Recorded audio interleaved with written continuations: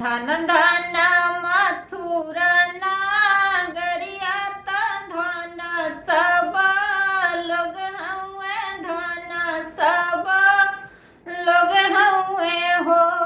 ए ललना धन रे देव कियारन के भगत कृष्ण जी जनम लिहले हो। ए ललना धन रे देव कियारन के भगत कृष्ण जी जनम लिहले हो। तेलिन बिटिया आवेली तेल लेल मलहोरिन बिटिया फूल ले ले हो। तेलिन बिटिया आवेली तेल लेल मलहोरिन बिटिया फूल ले ले हो।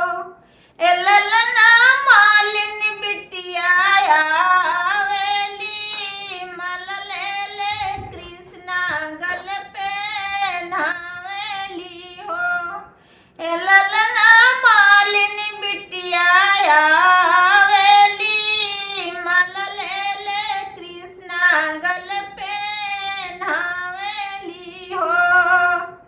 मतवा पर शोभेला मुकुटवा त देहिया में पीतमर शोभे हो।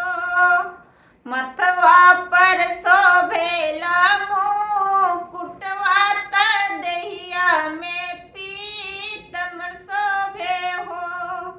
ए ललना हथवा में शोभेला बांसुरिया त मथुरा के लल हउए हो।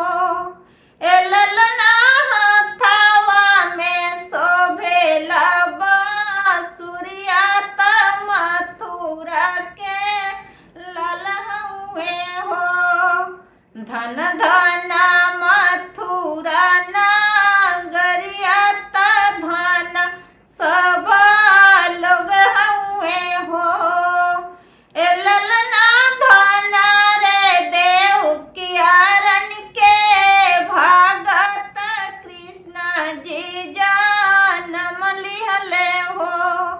ए ललना धन रे देव कियारन के भगत कृष्ण जी जनम लिहले हो। मथवा पर शोभेला मुकुटवा त देहिया में पीतमर शोभे हो।